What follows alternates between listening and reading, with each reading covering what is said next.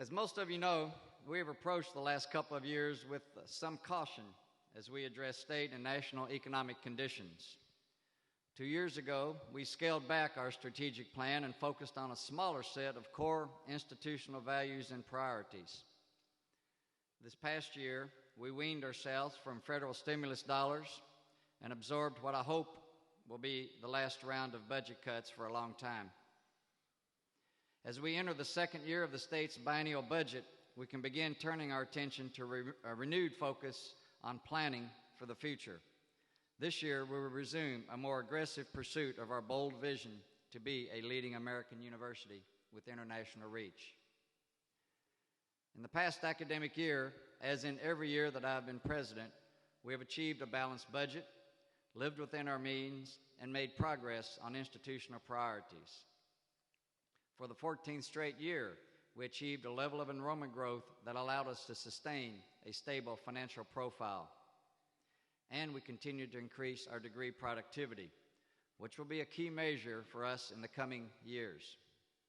We have kept our tuition increase this fall at a modest 5%, but this did allow us to address our fixed cost increases and other campus obligations. Another important measure of academic quality is the number of students who persist and graduate. As a public university, we have a responsibility to increase the number of college graduates in Kentucky. We also have a responsibility to strengthen our own financial capacity. More importantly, however, we have to do all we can to help students who we accept to actually graduate. To put this in perspective, let me touch on some of the key numbers of students entering WKU in 2005. 23% graduated in 4 years. 43% graduated in 5 years. And 49% graduated in 6 years. Likewise, over the last 14 years, we have consistently failed to retain approximately 30% of each incoming class of new students. As our enrollment has grown over that period, we are nearing the point where we are losing over 1,000 students out of each incoming class. Students who fail to return for their sophomore year. This is tough to accept, but even with that, these numbers are relatively good compared with many other public universities in Kentucky and elsewhere.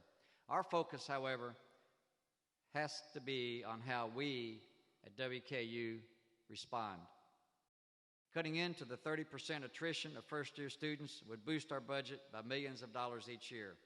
A 1% increase in retention is 40 students who, if they stay 3 more years and graduate, will generate over $1 million to our base budget.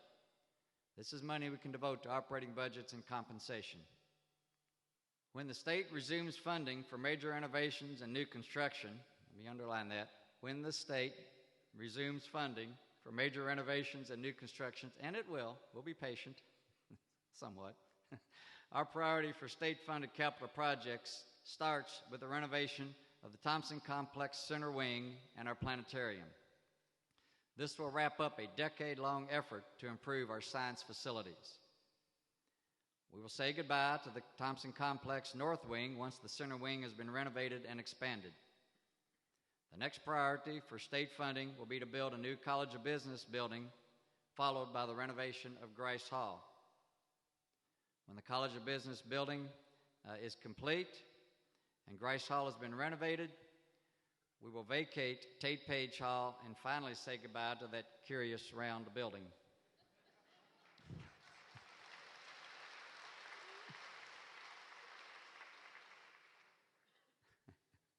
In the meantime, we will make progress as best we can on replacing our in-ground electrical systems and our steam lines.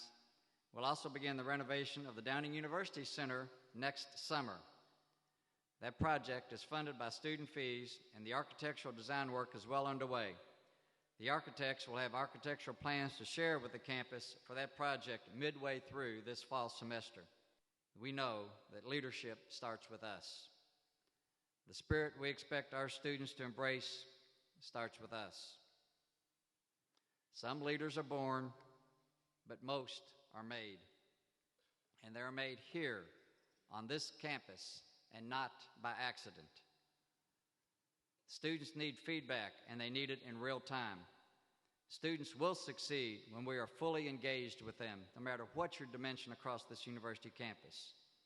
The research is clear.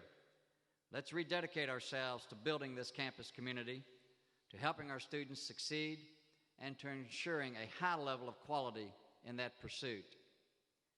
If we do those things, we will improve our campus standing as an institution and our own financial strength.